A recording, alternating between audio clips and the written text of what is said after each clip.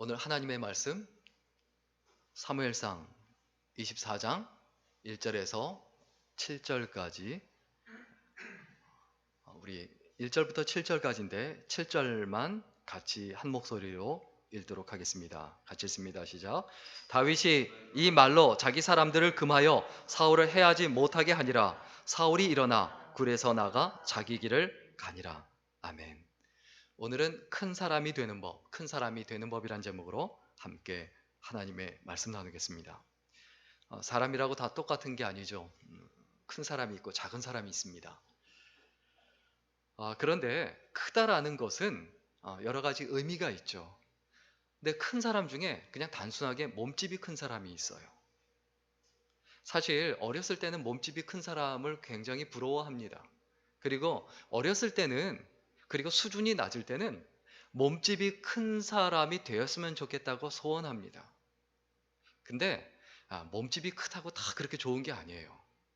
자주 아픈 분들 보면, 그리고 몸집이 큰 사람 중에 그렇게 장수하는 분들이 없어요. 관절도 빨리 망가지고. 제가 학교를 다닐 때 몸집이 굉장히 큰 분이 있었습니다. 이분이 체격이 굉장히 한 150kg 정도 가까이 나갔던 것 같아요.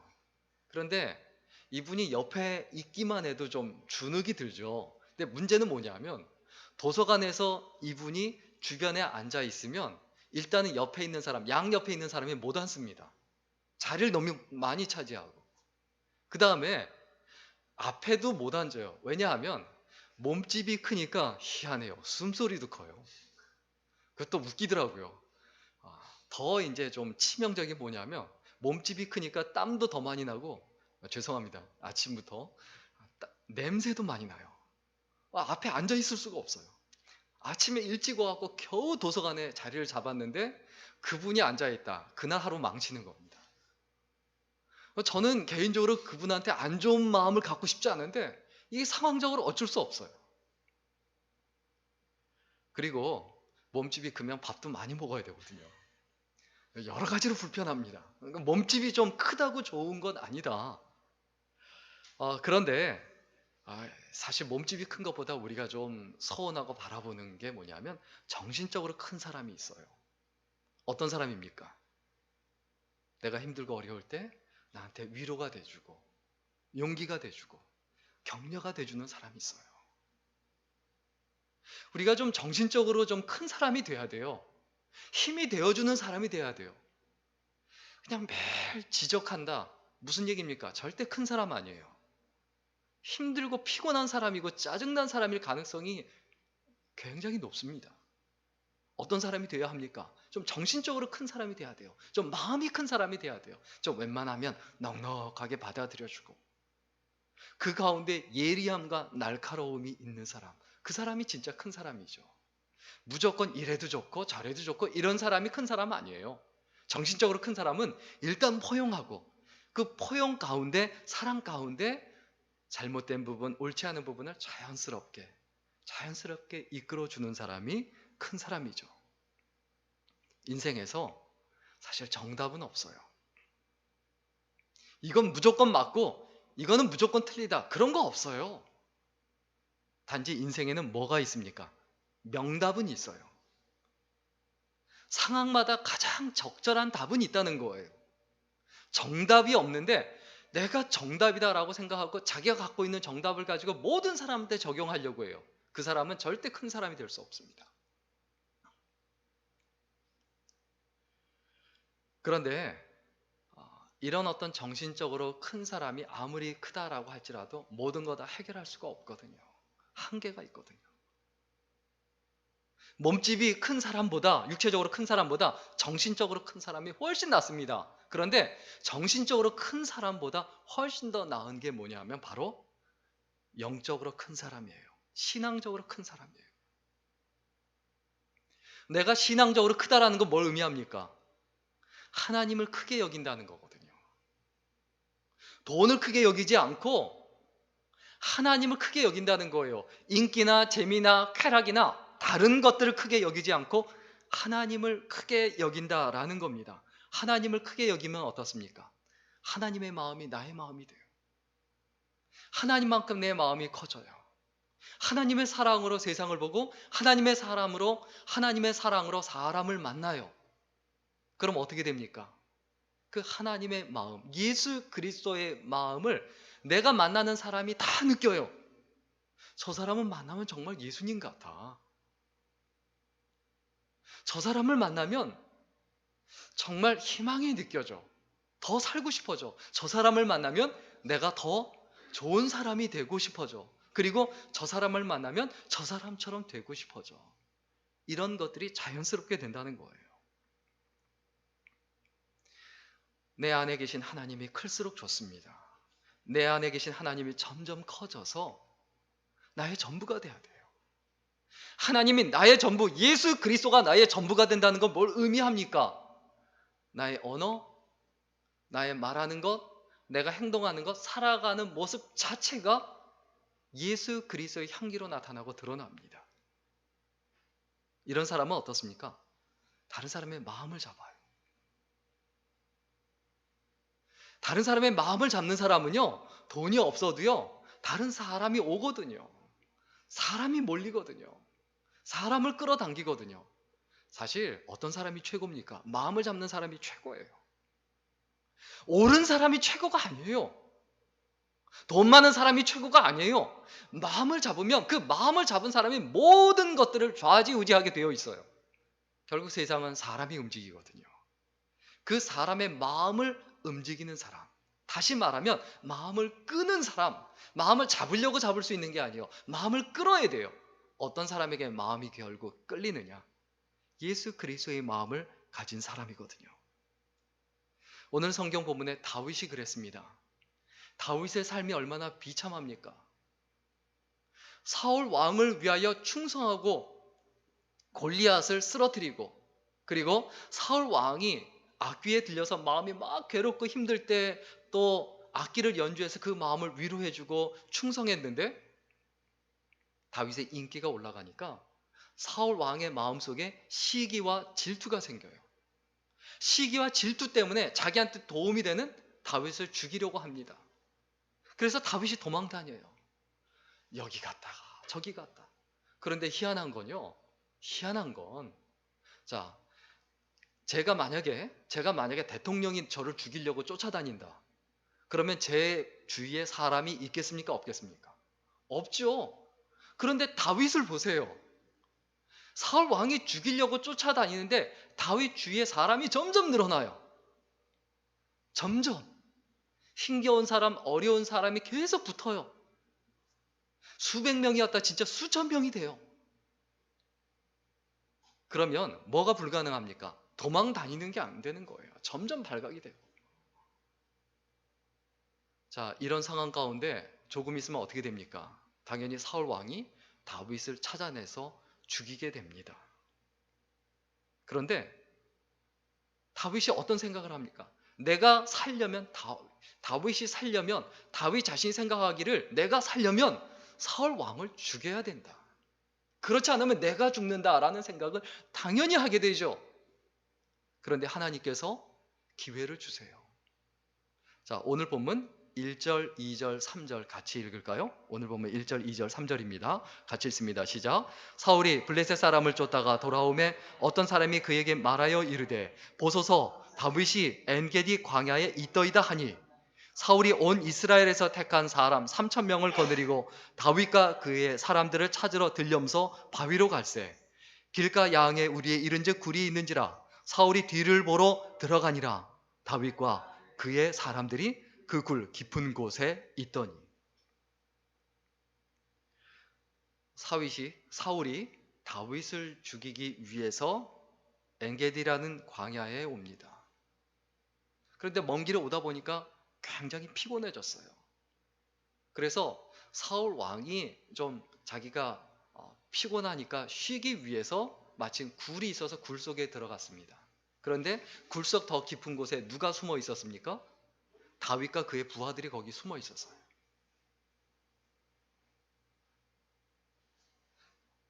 굴이 캄캄하니까 그냥 누가 있는지 그것도 모르고 거기에 있는 거예요. 그러면 몰래 가서 당연히 다윗이 사울을 죽일 수 있는 거예요. 이런 상황에서 우리들 같으면 어떻게 할까요? 나를 죽이려고 하는 사람, 나를 괴롭히는 사람, 나를 힘들게 하는 사람, 그 사람한테 원수 갚을, 그 사람을 제거할 기회가 생겼어요. 작은 사람은 어떻게 합니까? 보통 사람은 어떻게 합니까? 죽이거나 아니면 그냥 사로잡아서 그냥 괴롭히거나 뭔가 그런 어떤 볼모로 삼거나 그런 일을 했겠지만 다윗은 어떻게 합니까? 큰 사람이, 다윗이 큰 사람이었던 하나님으로 가득 차 있는 사람, 예수 그리스도로 가득 차 있는 사람은 그 원수를 갚고 원수를 죽일 수 있는 상황에서 어떻게 하는가? 용서를 나타내고 용서라는 그 인격이 드러납니다. 우리 오늘 보면 4절 같이 읽을까요? 4절 읽습니다. 시작. 다윗의 사람들이 이르되 보소서, 여호와께서 당신에게 이르시기를 내가 원수를 내 손에 넘기리니 내 생각에 좋은 대로 그에게 행하리라 하시더니 이것이 그날이니이다 하니 다윗이 일어나서 사울의 겉옷자락을 가만히 베니라. 자, 사울 왕은 입고 있는 옷이나 여러 가지 봤을 때 왕이란 게 금방 드러나죠. 혼자 굴 속에 들어왔어요. 그때 다윗의 부하들이 기회가 왔습니다. 죽이십시오 했지만 다윗은 그에게 조용히 몰래 다가가서 그냥 그의 옷에 옷자락만 살짝 베어서 조금만 잘라서 나옵니다. 다윗은 억울했어요. 자긴 잘못한 게 없거든요. 오히려 죽도록 충성했는데 그의 시기심 때문에 정말 고생하고 주위에 있는 사람들까지 정말 힘들고 어려웠어요. 그럼 마음에 당연히 분노가 가득 차 있을 겁니다. 자기 마음에 분노를 컨트롤할 줄 아는 사람. 이 사람이 사실은 진짜 무서운 사람이에요.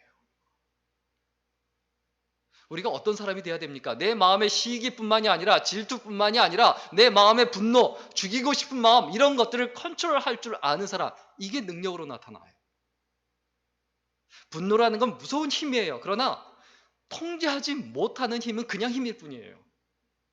그 힘은 자기를 죽일 수도 있어요. 그 힘 때문에 내 인생 망하고 내 가정이 망하고 내 주위에 있는 사람들이 망할 수 있어요. 내 마음의 화를 조절할 수 있는 사람. 그게 바로 용서라는 그 힘이라는 거죠.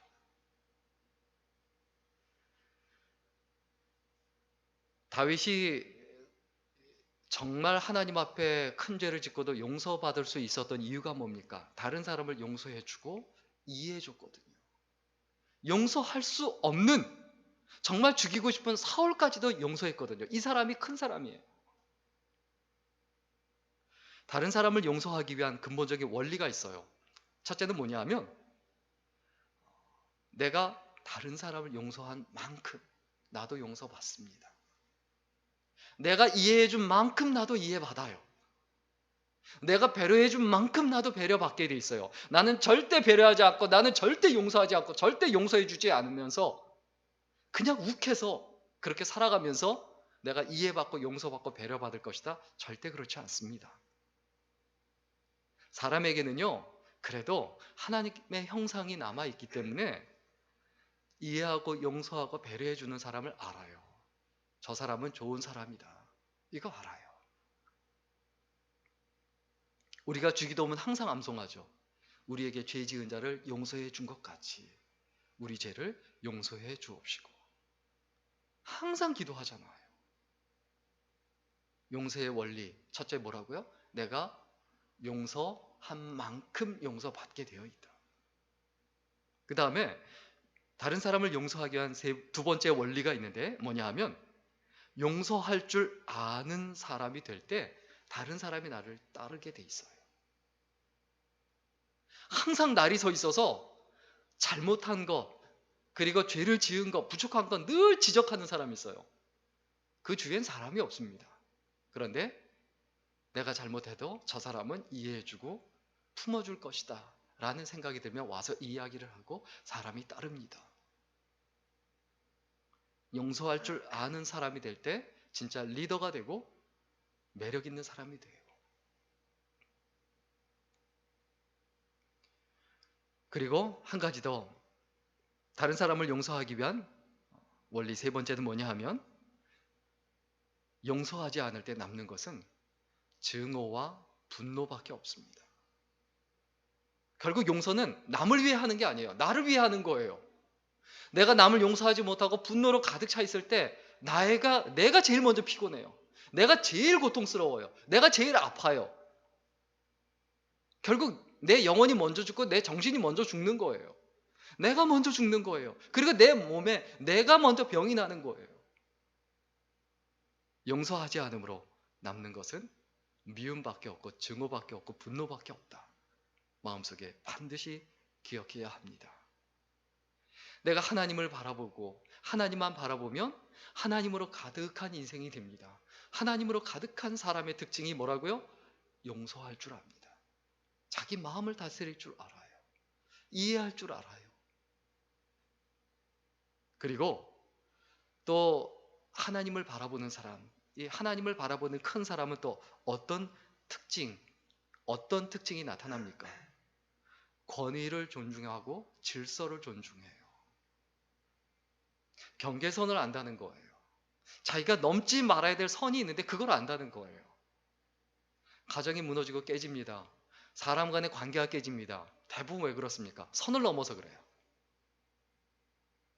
과유불급이라고 하죠. 모자란 것만 못해요.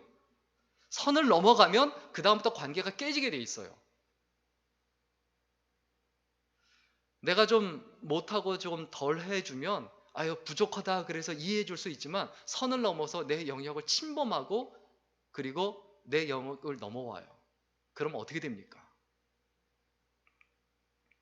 질서를 깨뜨리게 돼 있죠. 우리 오늘 보면 5절 같이 읽어보겠습니다. 5절입니다. 시작. 그리한 후에 사울의 옷자락 뱀으로 말미암아 다윗의 마음이 찔려. 아니, 다윗은 사울 왕을 죽여도 모자라는데 그 옷자락 뱉다고, 왕의 옷을 뱉다고 마음에 괴로운 거예요. 내가 감히 하나님이 세우신 왕의 옷자락을 베었다. 그 옷에 손을 댔다. 이것을 괴로워한 사람이 바로 다윗이에요. 이게 큰 사람이에요. 제가 20대 후반에 다른 분들보다 좀 빨리 목사 안수를 받았지만, 그리고 또 제가 신학대학원 다니면서 전도사를 했지만, 전도사가 됐는데 제가 어렸을 때 다니던 교회에, 대학 때 다니던 교회에 대학을 졸업하고 신학대학원을 가서 전도사가 됐어요. 근데 전도사로 임명받자마자 권사님들이 저한테 전도사님하고 야 영철아 이러다가 전도사님하고 존중을 해줘요. 제가 대단한 존재라서 그렇습니까? 아니잖아요.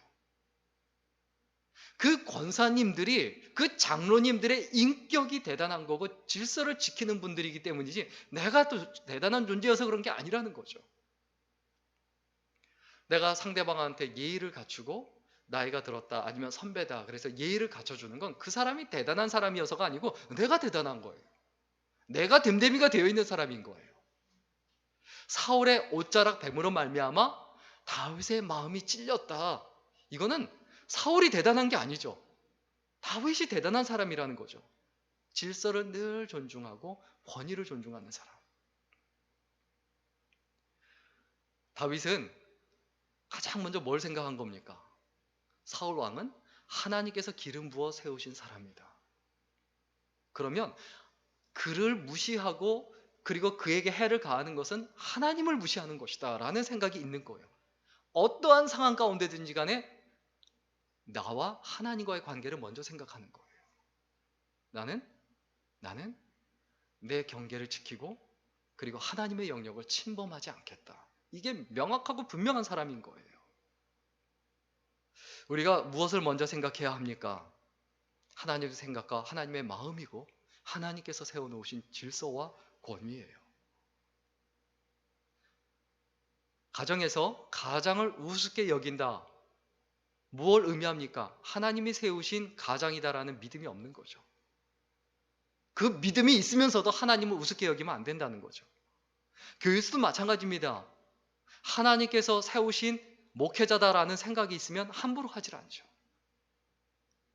그걸 함부로 하면 교회가 무너져요. 목회자를 우습게 알면 교회가 우스워지는 거예요. 가장을 우습게 알면 가정이 우스워지는 거예요. 그리고 하나님이 우스워지는 거예요.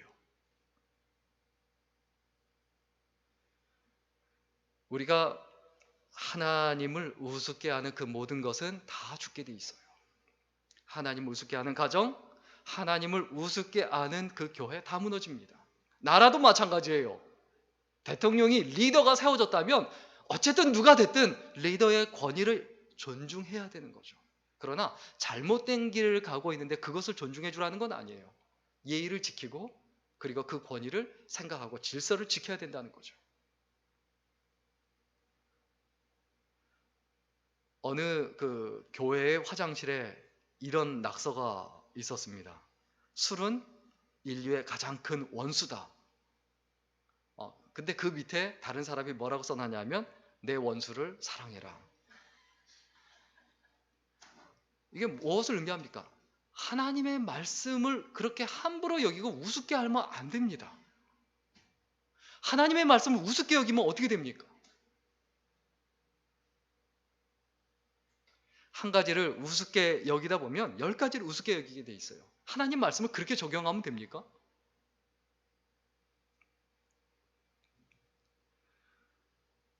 아버지가 장난감 하나를 사들고 와서 자녀가 이제 5명이 있는데 정말 말을 안 들어요.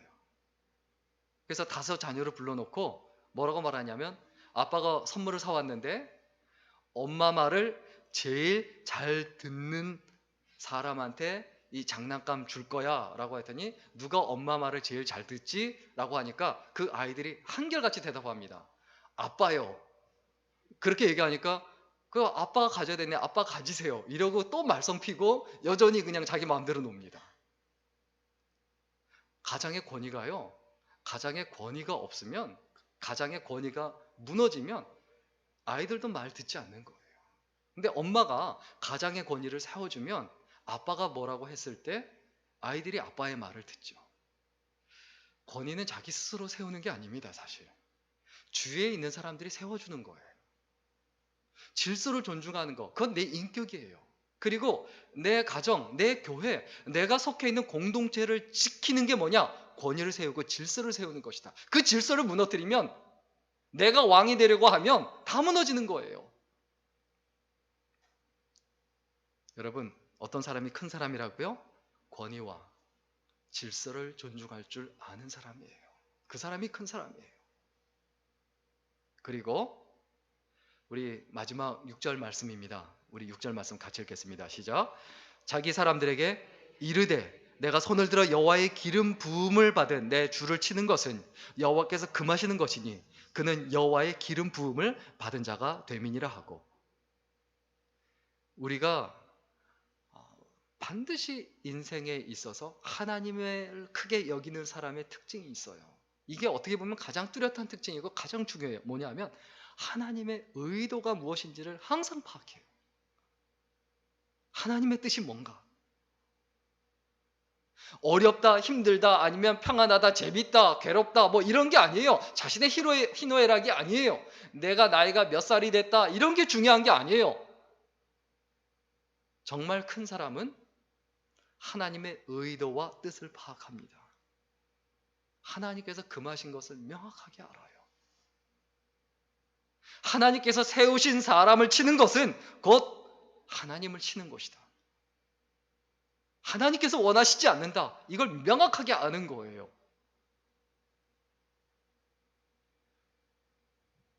무엇을 의미합니까? 어떤 것을 의미합니까? 하나님의 의도가 뭐였을까요?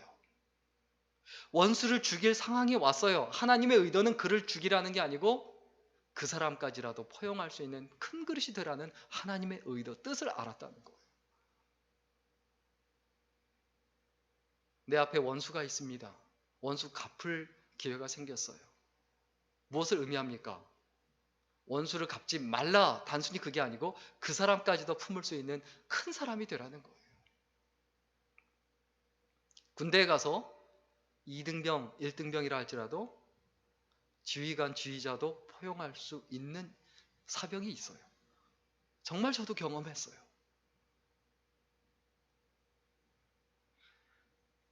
알렉산더가 세계를 정복한 그 이유가 있습니다.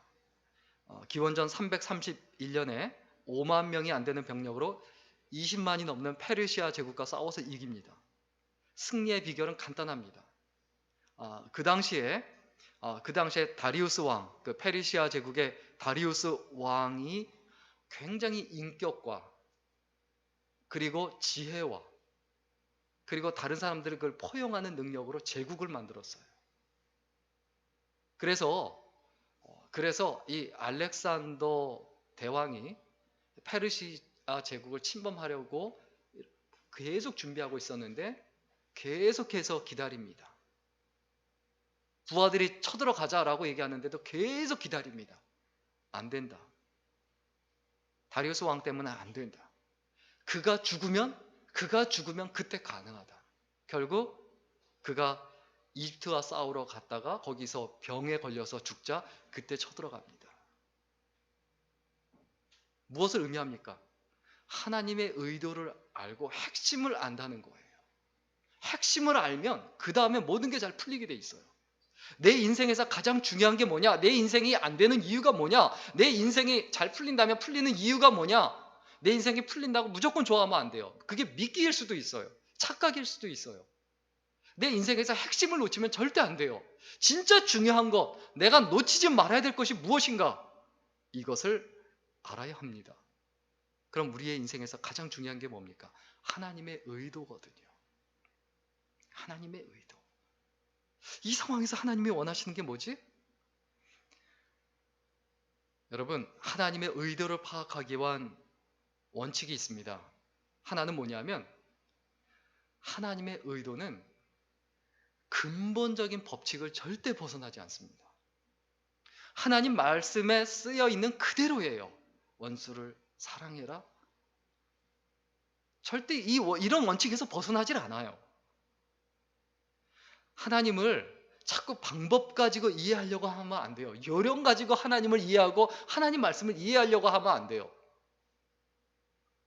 하나님의 의도는 그 하나님의 말씀이라는 그 법칙, 이것을 벗어나지 않습니다. 그리고 하나님의 의도는 항상 의롭습니다. 무슨 얘기냐면 하나님의 의도는 항상 선하다는 거예요. 항상 바르다는 거예요. 그럼 우리는 무엇을 고민해야 합니까? 뭐가 나한테 이익이지? 이걸 생각하지 말고 어떤 것이 옳은 것이지? 어떤 것이 바른 것이지? 이걸 생각해야 돼요.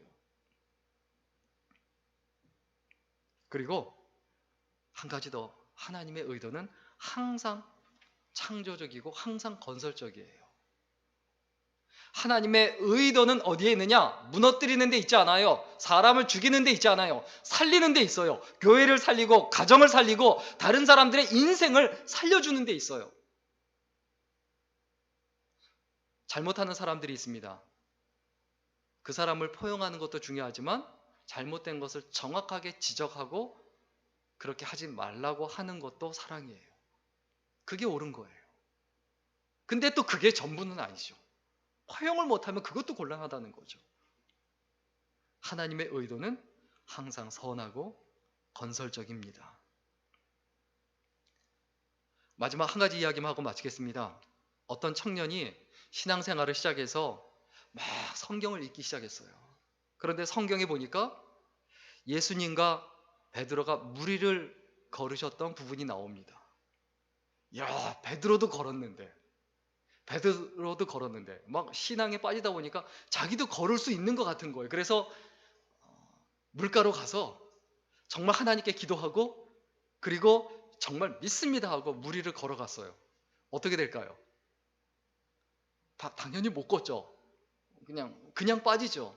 그래서 화가 났어요. 화가 나서 목사님한테 찾아갔어요. 목사님, 내가 진짜 기도하고 베드로처럼 무리를 걸으려고 했는데 내가 무리를 걷지 못합니다. 이거 어떻게 된 겁니까? 하고 막 따졌어요. 그때 목사님은 가만히 그 청년의 얘기를 듣고 있다가 이렇게 말을 합니다. 혹시 예수님이 무리를 걸으라고, 무리를 걸어서 오라고 하셨나요? 당연히 아니죠. 아니요? 그러니까 빠지죠. 언제 예수님이 무리를 걸으라고 하셨어요? 당신 보고. 너 보고 언제 무리를 걸으라고 했냐? 왜 너 혼자 쓸데없이 나서서 왜 무리를 빠지느냐?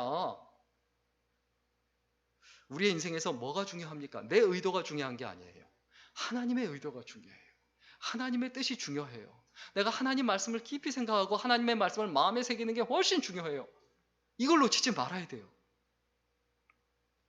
우리 결론적으로 오늘 본문 7절 말씀 같이 읽겠습니다. 같이 읽습니다. 시작. 다윗이 이 말로 자기 사람들을 금하여 사울을 해하지 못하게 하니라. 사울이 일어나 굴에서 나가 자기 길을 가니라. 다윗이 하나님의 권위를 손상하지 말자, 넘어가지 말자라고 하고 자기 부하들을 컨트롤하고 통제합니다. 어떤 사람이 있습니까? 다른 사람을 부추겨서 다른 사람을 죽게 하고 상처받게 하고 쫓아내고 이렇게 하는 사람이 있어요. 큰 사람이 아니죠. 그런데 다윗은 어떤 사람입니까? 자기 부하들을 컨트롤하고 통제할 수 있을 만큼 살아간 사람이에요. 다윗이 하지 말자라고 하면 다 안 하고, 다윗이 하자고 하면 하고. 이게 큰 사람이에요. 우리가 그런 사람이 돼야 돼요. 내가 가정에 있으면서 자녀들한테 그리 하지 말자, 그냥 한마디 던지면 안 할 수 있는 것, 그건 내가 어떻게 살아왔느냐 그 모습에 대한 축적이에요. 아이들이 말을 안 듣는 게 아니고 내가 잘못 산 거예요. 교회에서 목회자도 마찬가지예요. 세상 살면서 직장 생활도 마찬가지예요. 어떤 결과가 나왔어요. 내가 원하지 않는 결과가 나와요. 상대방 탓할 필요 없어요. 자기가 잘못 산 거예요. 왜 저 사람 말은 들어주는데 왜 내 말은 안 들어줍니까? 들어줄 만하게 그 사람은 살한 거고, 나는 다른 사람들이 내 말을 듣지 않도록 내가 산 거예요. 그런데 자꾸 남 탓합니다. 가정생활하면서 남편이 내 말 안 들어요. 아내가 내 말 안 들어요. 남자친구 사귀고 여자친구 사귀면서 내 말 안 들어요. 그러면 상대방은 뭐라고 생각합니까? 자기는 내 말 듣나? 자기도 안 들으면서 내 말 듣는다 안 듣는다 그렇게 말하고, 그리고 항상 말하면서 내가 사귀어주는 거 고맙다고나 생각해, 그렇게 생각하고 그렇게 말하면서 자기 말 들으라고? 정말 죽이고 싶은 살인의 감정이 올라오지. 우리가 살아가는 인생에 있어서 어떤 사람이 돼야 합니까? 주변에 있는 사람들에게 정말 존경받고 인정받는 사람이 돼야 돼요. 존경받고 인정받는 건 나한테 달려있는 거지 그 사람들한테 달려있다고 생각하지 말아야 합니다. 돈 때문에 말을 듣는 거 말고요, 그리고 내가 갖고 있는 지위나 위치 때문에 말을 듣는 거 말고, 그건 껍데기예요. 내가 아무것도 없는데도 불구하고 나를 귀하게 여기고 소중하게 여기고 내 말을 듣는다. 이게 진짜 큰 사람이거든요. 여러분, 오늘 말씀을 통해서 인생의 바닥에 있음에도 불구하고, 재산도 없고 권력도 없고 아무것도 없음에도 불구하고 사람이 따르는 사람, 그리고 어딜 가나 존경받고 인정받는 그 큰 사람이 되는 그 은혜가 있을 수 있기를 주 이름으로 간절히 축원합니다.